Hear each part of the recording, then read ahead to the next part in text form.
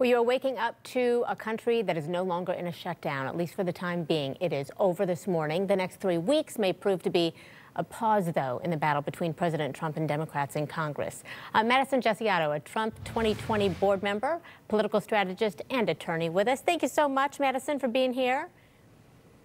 Good morning, Christy. Great to be with you. Good morning. Let's listen here to Senator Lindsey Graham. He had something to say about the president backing down here and reopening the government. If he gives in now, that's the end of 2019 in terms of him being an effective president. That's probably the end of his presidency. Donald Trump has made a promise to the American people.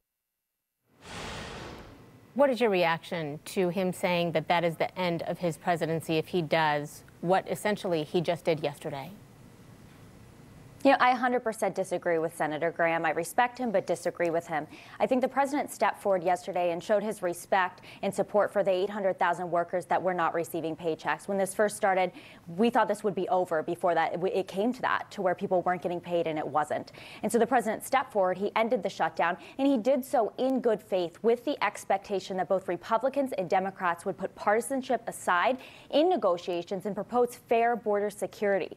One of the things that's really changed over the past 36 days is the fact that many Democrats have acknowledged now that part of a border security plan for them would be increased barriers. But these increased barriers need to be at places of vulnerability, and that's why we have Homeland Security experts coming in to help with these negotiations in a bipartisan committee. So President Trump, one analyst said this was the most pointless shutdown in history, that President Trump did not get anything out of it. Moving forward, what is the president willing to give to make sure that we don't get into another shutdown in 3 weeks? Yeah, I don't think that the president sees this as a pointless shutdown, although it didn't end exactly how we wanted it to. It will ultimately get to that point because the president's committed to the safety and security of the American people, and he will not back down on that. That's a promise he made on the campaign trail that he plans to keep. And so he wants this to be done the right way, and he wants bipartisanship. And again, what has changed is the fact that many Democrats are now coming to the table. In terms of what he's willing to give, this will be a negotiation. Madison, I'm sorry, Madison. Right, and so you know, when you sit down with those Democrats, what is he willing to give? I mean, negotiate. He is the chief negotiator, right? He's this great negotiator. What is he willing to give, and in order to make sure that the government does not shut down again? So he's talked about that 3-year extension on DACA to make sure that Congress has the adequate amount of time that they previously requested to make sure that they get a deal done on DACA. He's talked about the extension on TPS.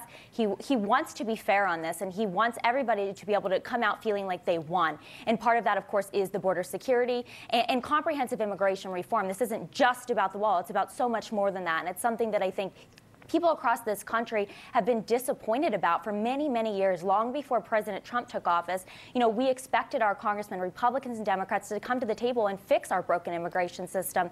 And for decades, they didn't do this. And so I think we've come to a point where things have come to a head and really need to be addressed. And I think both Republicans and Democrats now see that. They're talking about that. And I think we're in a much better position than we were 1 or 2 months ago when it comes to the negotiation table. A lot of people say this had nothing to do with the shutdown. This was an argument and a battle between President Trump and Nancy Pelosi. Is President Trump willing to at least back down on that number, that $5.7 billion number for a wall?